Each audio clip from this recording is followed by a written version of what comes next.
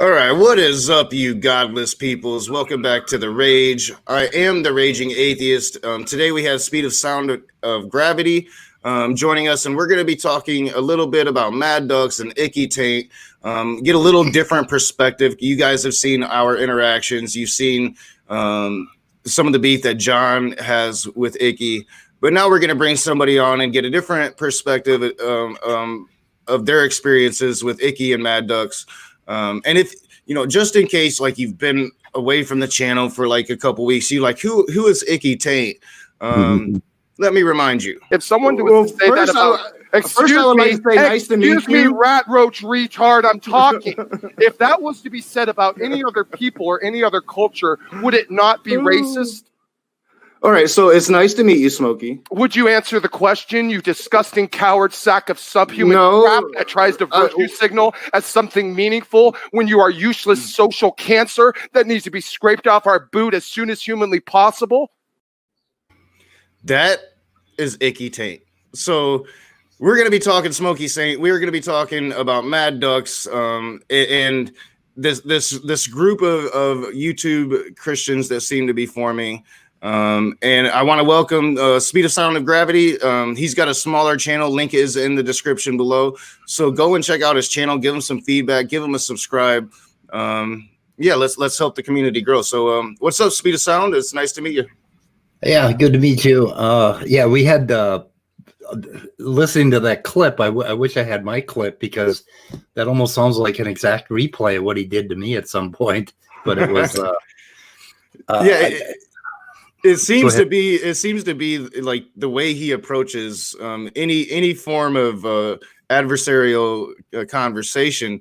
If you go against his worldview in any way, well, right. he just lumps you into this group of degenerate scumbags that he sees everybody outside of his worldview. Well, I have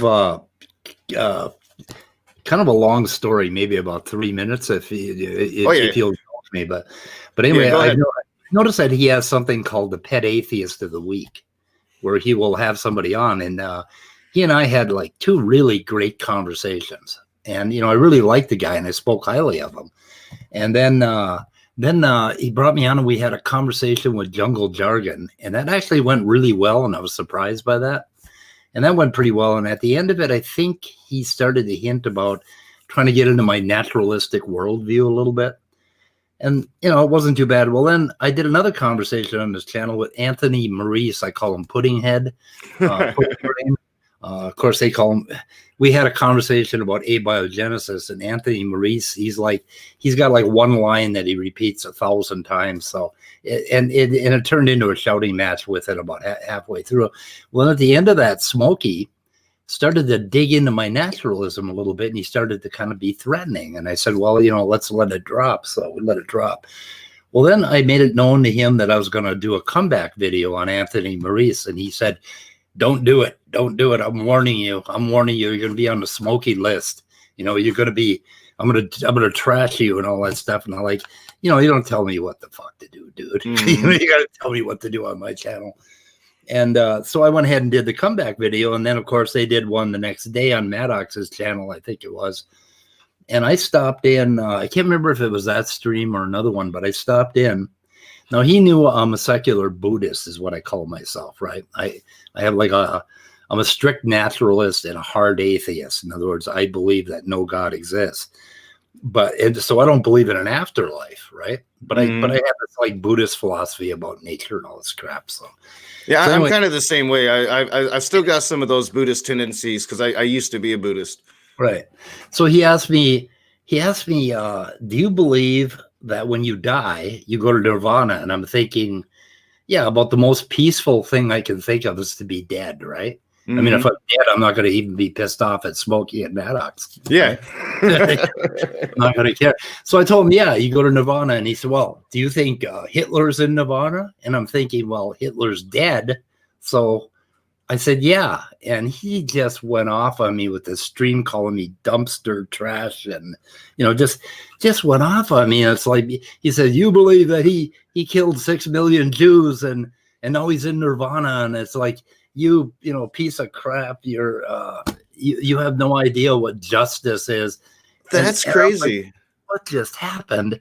And then from there, it just devolved and they went off on me on Standing for Truth's channel and Maddox, and they're calling me pudding brain because I brought up an argument against Anthony involving pudding, and and it just got, and he just started threatening me, and I got on one more stream and I tried to talk to those guys reasonably, like I came on a John Maddox stream and I'd noticed something that they use the same rhetoric on us as we use on them, and I was trying to build a bridge, right, and they were just assholes, so. Yeah, anyway. I don't think they're interested in building bridges, like because I tried that and I gave him so much, and I talked about it with Jay in our conversation after a couple nights ago, and part of it was genuine and part of it was strategy, like of course, but at the same time, like I had already done the things that he had asked of me, and so it was like really no issue for me to just do them again. But then when it came to me asking him to look at himself, well, that was a completely different story. And he refused to do it. And it's what led up to what I was telling you about, plane tickets and sucker punches. So it's almost like, he did to you what he tried to do to me, like tell you how you're supposed to run your channel, right. The channel that represents you as a person. He thinks that you should come at it from the way that he looks at himself as a person. For some reason, he did the same thing with me, trying to tell me how certain content should be.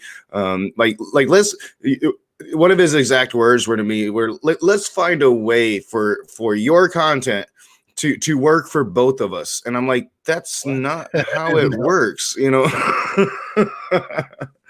I don't know. If you try to argue with him at all about naturalism, I mean, to put out a good argument for naturalism takes a lot of time, and he isn't going to give you more than 10 seconds, and he's just going to go off on you and stuff. So he considers himself rational, and I've been listening to his stuff, and I can't find any reason or rationality to any of it. It's just, raging, and I'm not sure what the hell his deal is. It's interesting that he named himself the Saint. Perhaps delusions of grandeur. And I wonder that too. So Smokey Saint, like, where does he get Smokey? Like, is he a smoker? Nothing wrong with that. I'm trying to quit. Yeah. It's really hard. I understand his pain, but I just don't understand the name and like what he's trying to do. So like he surrounds himself with fundamentalists and claims not to be a fundamental. If Jungle Jargon's in the room, I've noticed that he'll be very like pro creationism with his dialogue. Right. And then if you get him into a debate and he's talking science and evolution, it's almost as if, well, he's very pro old earth, evolution exists. Yeah. It's almost like he changes depending on the situation he's in. And I'm like, if you change, do you even really have a worldview or an ideology that you're coming from if you can't be even consistent with the simplest of things? Yeah, I tried nailing him down on where he is on that old earth creationism thing, because you gotta pick a spot in the timeline as to where God intervened, right? And I couldn't nail him down, and he came off kind of sounded more like a creationist to me than, really hard to say, but then he insists he's not, but it's hard to nail him down on anything. Well, yeah, and I've ran into that problem with him too. I know, like, I got one of the comments I got was from the conversation we had a couple nights ago is that I should have asked him if they believe in the global flood, like, because they're like, we know that Smokey doesn't believe in the global flood, and I'm like, well, I don't know that, because like sometimes it sounds like he doesn't believe in a global flood, and then other times he's attacking me because this global flood was history and I'm not respecting it enough, and it's like it's hard to get, like, what is your position, Smokey? And it makes it really hard. And as you said, like, if you want to go into a conversation about naturalism, that is a conversation where both people have to speak. You have to lay out your arguments for naturalism, and you're like him and John Maddox. It seems it's like they're not willing to give you any time to speak and give your arguments. It's like 10 seconds and they're butting in and getting and throwing the insults, and it's like that's not how it works. If you're going to insult naturalism, let the naturalist at least explain to you what he thinks that is, but they won't let you do it. Yeah, Maddox and I had a debate on Standing for Truth's channel, if you could call it that. I'm not a debater. I'm not any good at it, but I just came at him. He was trying to present himself as a programmer. He is not. I am an actual programmer. I've been doing it for like 40 years, and I've listened to him, and he's full of shit. He's what we call a script kiddie. And so I came at him. At one point, he asked me if I thought that, he said, well, you agree that logic is like an abstract concept, a mental construct. And I said, no, logic is physical. Because for me, everything is physical. I hash out everything with naturalism. And he just went off the rails, and he has never gotten over it. It's pretty funny. But yeah, and I've noticed that they have this really deep dislike for naturalism. Now, a lot of people that are naturalists are probably not even going to really understand that they're naturalists. They don't get into philosophy. They don't understand these things. So like for them to get so triggered over something that a lot of people aren't even going to understand about themselves. Now, atheists here on YouTube, I'm like, even me, I'm learning more and more about philosophy, and I'm learning, hey, yeah, I am a naturalist, and I know what that means, to where when I first started, I didn't. So a lot of these people, and especially like if you're interacting with them in the side chat, they could be attacking you over a thing that you don't even really know about yourself. And I don't understand what it is that triggers them so much about it, outside of the fact that they probably understand it. It explains things a little bit better than their worldview does. Well, the same thing that triggers them over is science, evolution, naturalism. We're winning, mean, and they're threatened by all of that. I mean, they're just threatened to death by evolution. That's why my primary thing is genetics and population genetics and molecular biology. And we do some boring shit on our channel to kind of push back on these guys, but they're scared to death of this stuff. Mm-hmm. And they've tried to pretend that they're scientists now. And so they're coming at us with all this, like they'll learn the jargon and they'll throw papers at you one after another. I've spent the last, since 6 o'clock this morning, I've been downloading goddamn papers to check their facts, and they never check out. But I mean, they can throw out 10 papers in 2 minutes, and it takes me 6 hours to look them up, but they're threatened by that. And I think naturalism, I don't know what the hell they somehow they hear naturalism and they hear I don't know what the hell, goat raping or something. I don't know what they think. It probably doesn't help, and that might be why he latched on to me, is because you're exactly right. That's what they hear. And then they have this atheist like me that comes and says, "Oh, all the Bible writers fuck their sheep," and so that just triggers them. They're like, "Yep, we knew it. We knew it." I always I always tease them about their sheep. They always seem to have sheep in the pictures, don't they? Sheep. And I have been told that goat's a better analogy, because that would have been more consistent with the times. But it's like, and I try to explain this to Smokey. It's like, that's just something that we say to trigger you. Don't let our words have that much power over you. Don't let my words have that much power over you, that you're going to take me serious when I'm obviously not being serious with you. You know, I'm like, I'm tossing out shit just to piss you off, like you do to me. Have some reflection and understand that this is a back and forth here, and not everything's got to be fucking so raw dog serious. Yeah. I was polite with him and I spoke highly of him as long as he was having normal dialogues with me. But then he just went off the rails. And I noticed that now. Snake Was Right was on his channel with some sort of leftist, left-right bullshit. And I think Snake Was Right. I don't know if you know him. Snake Was Right had he's right on the edge, you know, where he's going to be in the dumpster with us. Oh yeah. Very quickly if he isn't already. So yeah, atheist of the week.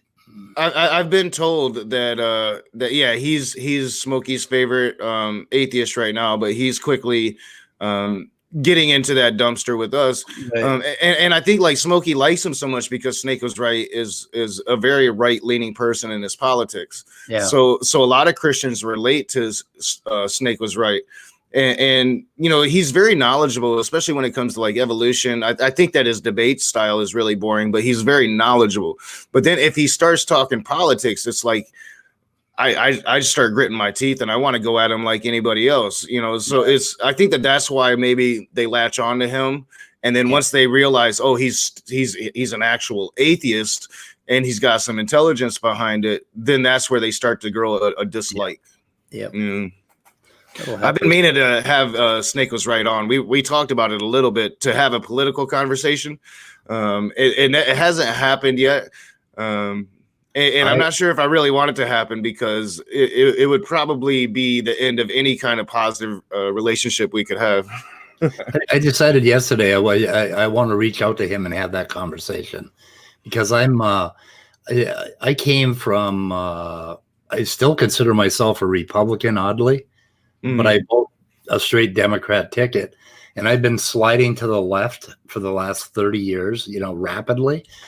And but I don't know, I'm a gun-toting liberal, you know. And most of us are like polar opposites. There's this perception about liberalism and being on the left that you don't have guns, and I'm like, that's just so far from the truth. It's, you know, like I wish we were all like me and just like fuck guns, I hate them, but unfortunately most of the party is pro-gun, pro-Second Amendment, but you don't hear that narrative. It's the right are for guns and the left just want to take all your guns, you know? Well, if you were raised in rural America, you know, they gave you a 22 for your 9th birthday, you know. So yeah. I mean, that's like a tradition. You know, that's like a coming into manhood moment for a lot of teenage boys in America.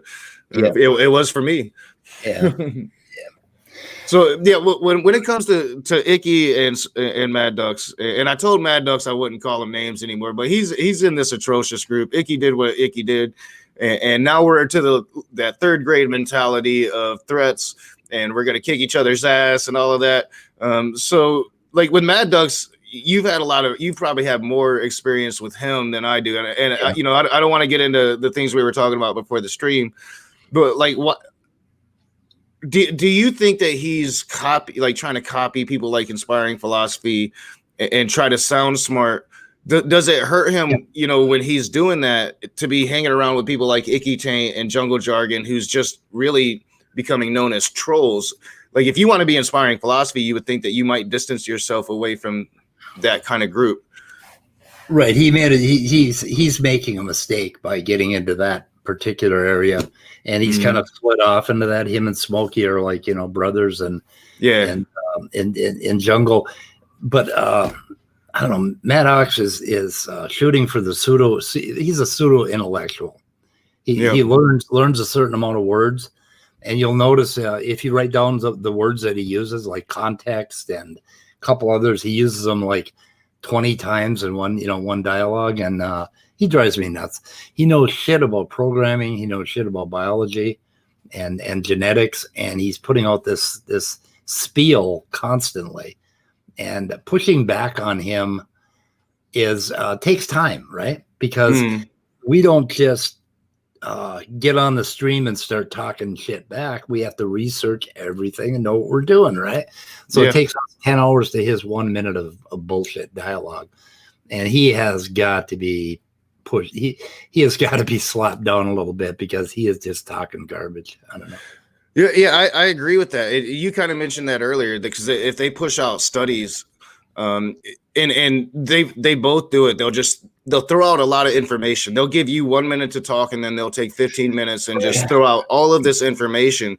And for one, in a heat of a conversation, nobody's taking notes like that. Like I try to take a little bit of notes, but if there's 15, 20 different points and I'm only really getting a minute to talk, I can't address but one point, you know? Right. And then so after that, you're going and you're trying to look up all the things that they brought out, and you quickly understand that everything that they said was wrong, but you still have to spend 20 fucking hours going through everything that they said. Right. So the next time you can talk, you can try to point that out to them that, hey, you were wrong about everything. Yeah. But the next time you talk, a lot of times they're going to have another 20 different studies. So you got to go and repeat the fucking process all over again. Yeah, and it's complicated. I mean, if you really want to be right, well, for one thing, we don't automatically assume we're right. Yeah, we have to be goddamn sure we're right. So that involves, this tremendous pile of books I have behind me and spending hours and hours figuring it out. And it really is kind of stacked against us and put up to come back against this crap. But the thing about Smokey and Maddox and Jungle Jargon and George Bond and a few others that are on that stream that I've been noticing, and it kind of ties into this thing about why he went off on me because of justice for Hitler. It's like they love the idea of thinking that Hitler is burning every minute in hell every day, right? And they like the idea of thinking that we are going to be burning in hell one day. And I've noticed that there's this whole group of people, and Maddox typifies that, and so does Smokey, that like the idea of fucking other people up. Yeah. And it's kind of like I call Maddox Beta Boy, and I call him Mad Ox. Mad Ox is actually better than Mad Ducks. I call him Mad Duck Ox. So combined the two. So anyway, he there's this violence to him, which blows me away. I don't know if you heard praise that I am in the last few days. He went off on who the fuck was that? Skylar Fiction. Yeah. I confronted Praise a couple nights ago about it, and he blamed Skylar Fiction for everything. Praise did not do nothing. But that dude can swear like a sailor, And I've gotten thrown off their streams for saying the word damn. Yeah, they're so hypocritical about it. And I don't know if you've ever heard Praise when he went off on Jay, but like he literally told Jay Pasick that he's going to track him down and blow out his fucking brains. Oh, you're kidding? Yeah, like it was crazy. Is that live? On YouTube? Okay. I think Praise took it down, but I know I've done videos on it, and Skylar's done videos on it, so you can find those videos and you can hear what Praise said. Yeah. Yeah, I kind of want to keep track of them because I am, I mean, I've managed to dox myself pretty thoroughly. Anybody can figure out who the hell I am. Me too. At this point, well, and I've been doxxed by the NIFB. I don't tell people where it's at, so they don't go and find it. But at the same time, I'm very open about where I live, the town I live in.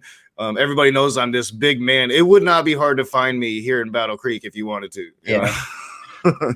The other thing that really blew me away about them is that, I'm very open about being a recovering drug addict and alcoholic, 13 years sober, 13 and a half. And so I'm real open about that because I like helping other people. And I have lived a really dark, brutal life, for off and on for 57 years. And they came back at me with that, in the cruelest way. I mean, they've done the same to me. Yeah. Yeah. They have no compassion. And then they assume that they know your addiction and they know what kind of drunk you were. And because you were drunk, you were out there doing all of this debauchery and like they've assumed, they assumed that I was an alcoholic my whole life. And I've been very honest. Like I became an alcoholic after my mom died. Because she was my person that I could talk to, and I didn't have that anymore. And I started drinking every day. Before that, I was more of a social drinker. So I was like an alcoholic for 3 years. And so when they say that I'm so far gone into alcoholism that my brain is obviously gone, I'm like, dude, I was an alcoholic for 3 years. It doesn't work like that. No. And now they like take away my sobriety for the last 8 months now. And they're just like, no, I know for a fact he's still drinking just because, you know, he says stupid shit sometimes. Yeah. They called me meth head and a bunch of other shit, you know, because I let a bunch of shit slip about my, you know, my former life, you know, which was, I mean, if I told everybody everything, they would have a lot of ammo. Well, yeah, and I've made that mistake because I've been an open book here on my channel, so I'm very open about my past, going to prison, the drug addiction, breaking into houses, stealing guns, and you know, I've been very open about it. And they haven't used that yet, but other Christians have. Like Matt Powell has used that, and it's like, dude, for what, that was like over 20 years ago. I'm a completely different person now. In fact, it speaks to the fact that I broke out of that cycle, right? Like, what strength does it take to break out of these cycles that a lot of people can't break out of? I broke out of that cycle 20 years ago, and you're going to try to put that on me now. It don't work like that, you know? Yeah, I broke out of most of my illegal stuff by the time I was 20 years old. And, you know, the hell, that's 50 years ago. So, yeah. And it doesn't mean that you're a bad person because you made mistakes in your past. We all have, like, you know, I challenge, you know, Smokey and John Maddox and all of them to really just start looking at themselves in the mirror. Look at your own lives. Look at your own decisions. You are not a saint, Smokey. You're not a saint. And realize that other people aren't either. And we've all had these different stories that we've done different things. You should not take the worst moments of somebody's life and try to trample on it and make that person feel even worse or try to make them feel bad again about stuff that happened. It is just really detestable behavior. Yeah. What the hell is this? If we would just accept Jesus into our hearts, then all of a sudden everything would be okay. I mean, well, and they love to say that. And I pointed out, and I'm like, all right, so you guys get infested with this Holy Spirit, and you say that changes you, that makes you into this better person. But the moment we have a discussion about objective morality, and you point out that Christians seem to have different objective morality, well, then it's almost as if that never happened. Jesus never changed you, and this is just the inequities of man, not the inadequacies of God. Yeah, this objective morality, and they push back against relative morality, but then Smokey makes the case that he's forgiving all these biblical, you know, the Old Testament is some pretty dark shit, right? You know, and he justifies the hell out of it. And he justifies it because of context. Well, how is that not moral relativism? I mean, how is that an objective God-given rule if it can vary by context? I don't quite understand that. Not sure. Neither do I. Yes, but of course, you know, he believed. I mean, those guys. If you look at Praise That I Am when he starts going through the Bible, or if you listen to them talk to each other after hours when they're all alone in their own little cult, they do all this biblical interpretation, and they just beat the shit out of every word in the Bible, and they can pretty much come up with anything they want to justify anything they want. That's the problem I have with Christianity, is this going with this so-called absolute morality that has been handed down. Well, they interpret that absolute morality, and then they because they think it's been handed down from this omnipotent God, it justifies them to do some really bad shit.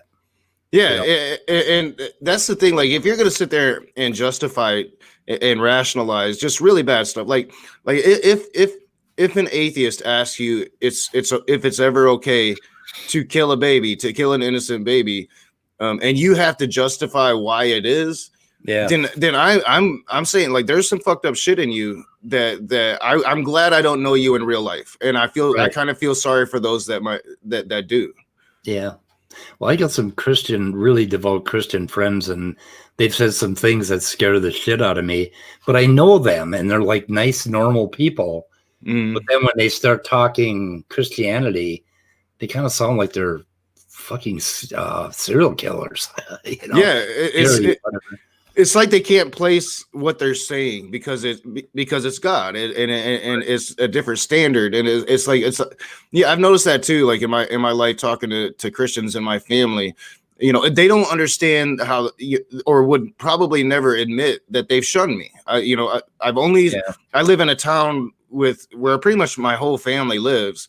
The only person in my family I've seen or spoken to in the last 2 or 3 years is my brother. Everybody else, nobody else will talk to me. But if I were to come up to them and be like, "Why am I shunned?" "Oh, you're not shunned. You're welcome with open arms. You can come in here, so we won't talk to you, and everybody will stay away from you. But you're welcome." It's like, fuck y'all. Yeah. Go ahead.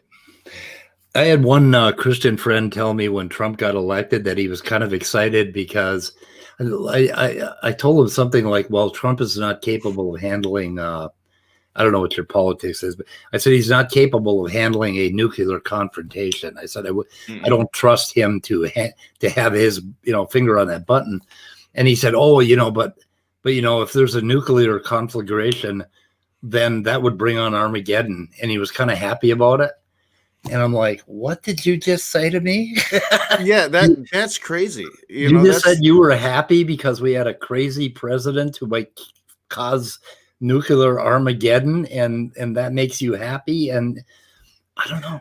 And that's the thing I don't understand. So Smokey claims descent from Jewish people, and maybe that's true, maybe that's not.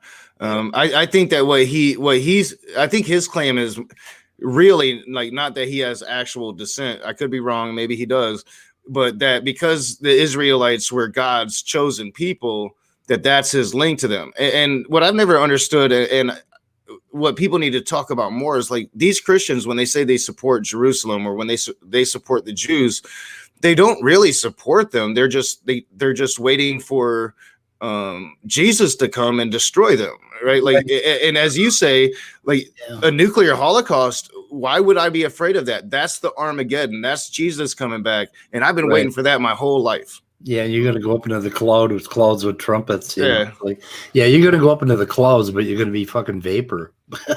yeah. They think that they won't be here for it, and that's the funny thing. That's why I cover like Chelsea Bedell, because that's what she's all about. So I can just really point that out in Christianity. Like these people are all really psychopaths.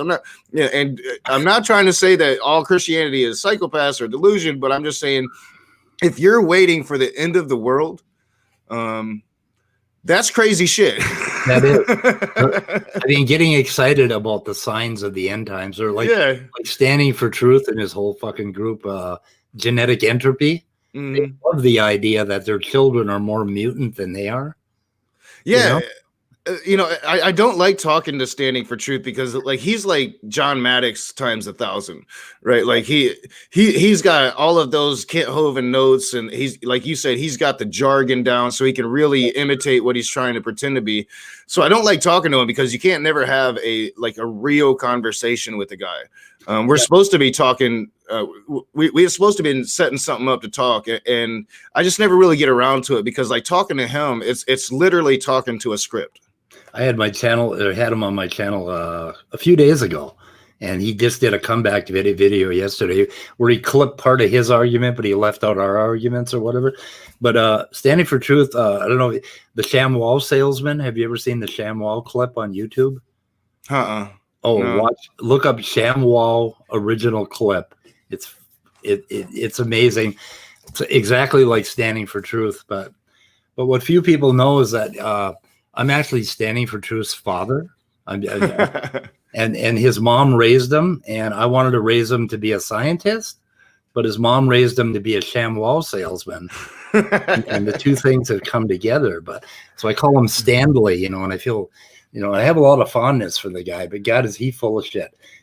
He goes on this like Gish Gallop, just boom, boom, boom, and then he drops a piece of bait, and almost all the time you cannot resist taking the bait that he drops at the end, and you miss like his whole gallop. It's just amazing. Yeah, my favorite Standing for Truth moment is he had a chance to debate Arn Ra, really? And it was on the non-sex show before the non-sex show ended, and he bitched out like a little coward. I mean, we were all just ragging on him in the side chat. Yeah, and he was pretending like he had to work. So he set up this debate with Arn Ra. Finally had this debate after all the shit he's talked about Arn Ra. Was finally going to have this debate with Arn Ra himself, and he bitched out like the little bitch he is. It was hilarious. It should. I believe that everything's still on non-sex channel. It might be hard to find it because, like I said, he never actually showed. I just happened to be there in a live chat for that episode, and we were ragging his ass hard. Yeah. I have to work. You have your debate with Arn Ra, and you have to work. Come on. Right. Yeah. Oh, it was great. He doesn't want to talk. Like, he wants to talk to me, because I'm not a scientist. I don't understand the jargon. I don't understand really how to confront his argumentation. So he wants to talk to me. He doesn't want to talk to you or Arn Ra. Yeah. Yeah, I was on. I think I started in January doing this shit, and I think I had 2 or 3 sessions with him, and he claims he just beat me on all of them, but I kicked their ass on Apo, A1, Milano, and a few other things. And they have since shut up about it. They don't even talk about that one anymore. I just shut him down. But he's pretty amazing. He just gallops along, and we're going to have him on a few more times, I think, and playing with him. But they have our full attention. Standing and Raw Matt. I'm definitely interested in talking to both of them, even if it means that I kind of look ridiculous with the science thing, because my goal would be to get them to actually have a real conversation. So that would be really hard. But if I can get to that point to actually start figuring out them as people instead of their script, I think it might be worth it. So, Stanley, I call him Stanley fondly. He's a really nice guy to talk to. He really is Raw Matt, I've never really talked to him. But Stanley is he's very pleasant to talk to. And in fact, we had a video a few days ago with him, and for the first 20 minutes, we just bullshit about, average stuff. And he really is a nice guy. And he has never gone over like Smokey did, and turned on me. Well, wait a minute, he did. Okay. I was in chat, and he said, you gotta debate Otangelo, right? And I said, yeah, I'd love to talk to Otangelo. I don't know if you know who he is. Yeah, I call him the Looney Tunes Martian guy. Okay, yeah. So anyway, I said, yeah, fine. I'll talk to Otangelo, but it's going to be on my channel, and it's going to be, in the morning, so I have half a brain, because by 8 or 9 o'clock at night, I'm burnt out. And he said, and so then he goes and puts a video up and says, well, I'm going to debate Otangelo tonight at 9 p.m. his time, which was like 10 p.m. my time, I think, or something. And I'm like, no, I did not agree to this. And he sends out an email and says, here's a link. And he puts up a little thing, Speed of Sound versus Otangelo. And I said, no. And I said, no, like 4 times in email. And I kept saying no in all caps. And so they went ahead and they put it on anyway. And so I tuned in, and for 30 minutes, they mentioned me 284 times in chat. And for 30 minutes, they talked about how inconsequential I was, how small my channel was, how I would never have 100 subs, and how what douchebags for 30 minutes. But then I'm thinking, okay, 6 of you spent 30 minutes talking about me and mentioned me 284 times in the chat. How inconsequent? I mean, are you exactly? Yeah, obviously you got under their skin, and that's like. That's so shady, because I think that they understand that most of us are decent, and we're not gonna just reveal behind the scenes emails and shit like that. I noticed that Praise did that with Skylar. Yeah, Praise did it with Skylar. They're more than willing, but they understand that we won't, so they take advantage of us for our integrity. Yeah, I mean, I protected him. I did not put those emails on the screen, but I was tempted to. And it's like, but he went off on me for 30 minutes, and I couldn't listen to it all. I did manage to get the transcript, and someday I'm going to read it. But I tuned in a couple times, and it was, I mean, fuck, I'm not that thick skinned, I mean, it got a little shitty, I'm like, wow. We do have a Icky Taint in the chat now, and so Icky, I want to offer, like, I need your email address, or I have your email address. So I'm going to offer that plane ticket. I'll get you that plane ticket. You can come up here and you can stay however long you need to where you think you can actually get a good sucker punch without me being aware of your presence. I want to work that out with you, dude. I really, really do. So let's trigger. We're gonna trigger Icky real quick. Let's play soundbite number 4. What was that? He's calling me pudding again. Pudding. What they don't understand is Anthony Maurice was the pudding brain. He was the one with the pudding idea. And I was trying to explain it to them, but they cut me off before. They're just assholes. This is one of my favorites. One of my favorite interactions with Icky Taint. So what's up, Icky? Let's hear you a little bit. That's really Christian of you. Do the rest of the Christians in this room approve of this behavior? Condescension, you disgusting sack of crap. You don't get to come in here and tell me how you interpret my book, which you also call stupid. Oh, Icky. So I mean, yeah, it's kind of funny. Because we've been talking about doing this for a couple weeks, and then my scheduling, and I'm terrible. I forget shit. I forget about my emails. Yeah. So like me and Icky has had this like roller coaster little thing to where like for the last couple of days I was almost thinking about like canceling this and pushing it off, and because sooner or later I knew Icky was going to be Icky again, but I didn't want to like have a stream talking just outright shit about him or talking about other people's experiences with him while we were still supposedly at a good level. But I think the whole I'm going to come and sucker punch you thing threw that out the window, and what it stemmed for, and I know you probably hadn't seen this conversation. It stems about a conversation about free speech. Yeah. And he takes issue with one of the videos that I wrote about people saying the N-word and how I think it's justifiable that there's a consequence if you use that word. If you go up to a black person and call them the N-word, well, there's a good chance you're going to get smacked the fuck down. Right. Every action has a consequence. So he thinks that that's just like the most atrocious thing. Like, because I think that it's okay. If you are going to use offensive language and derogatory language at a person, if that person reacts in a violent way, he thinks that that's just really atrocious. And I'm just like, no, I'm the guy on Friday that you get knocked out. I'm standing over you, and I'm just like, you just got knocked the fuck out, and I'm going to laugh about it, because you were stupid. You shouldn't have said that thing. You have the freedom of speech to say that thing, but that does not mean you should say that thing. You will get consequences are allowed, basically. My sister's boyfriend, he was just an asshole, and he's God, I took him out downtown Minneapolis, and he was like, and I found out he was the biggest racist I've ever.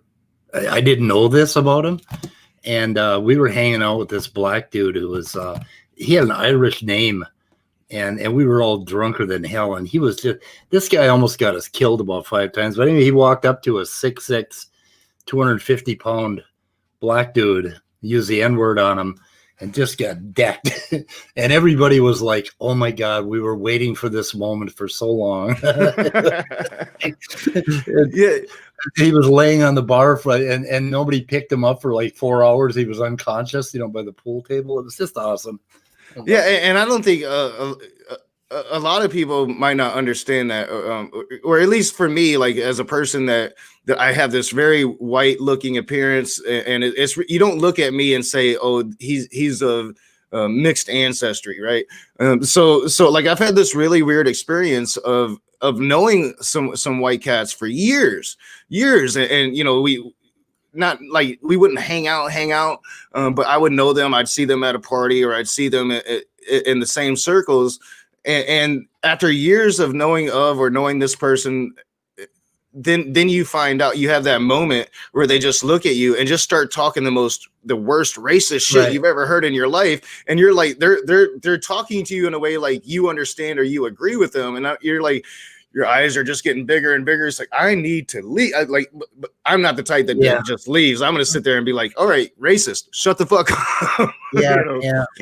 Then you try to be polite. Yes. So, and he's that type of person, I think, that he wants to go around saying whatever the fuck, and it doesn't even have to be racist. Maybe that could just be the example.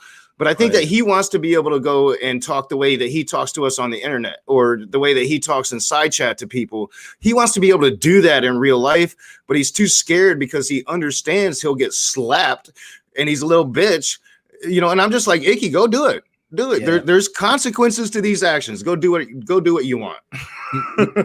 Going crazy in chat here. I haven't read it all, but yeah, he usually gets triggered. He's very easily triggered. Smokey needs to, maybe change the butt tampon. Smokey, just maybe. Yeah. So I got to send him an email and ask him what I should do with my channel next, or what's allowable. Well, and it's really sad because I try to give him the benefit of the doubt. I try to give him ample opportunity to do the right thing, to tone down his rhetoric. He's not interested in that. So this works better for me, honestly. So Icky, thank you for being Icky. I've had a really good time. And if you're out there and you've had a negative experience with Smokey saying Icky Taint, that crew, I want to hear from you. Come on, we'll have a conversation similar to this one. I want to hear about your experiences. And maybe if more and more people are coming out, maybe we can curb this current trend of these YouTubers to be just douchebags. Yeah. And the other part of this, the reason I got into this is the pseudoscience that's coming out from Raw Matt and all his, and the Standing for Truth crowd. And I know the stuff we put out is not extremely exciting, but we're hoping to get a little more educational. And, I don't know, we do this Saturday night at the Atheist thing. That's where we kind of like rage on them, sort of, that's the idea. But other than that, we're trying to do some decent content and push back on this crazy shit that they're pumping out there. And not only are they pumping it out, but people are buying it.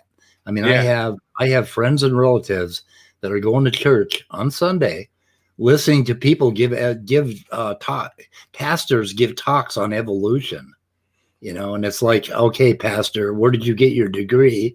And I mean, it's a growing thing. So we're trying to do the good fight here. We're trying to educate.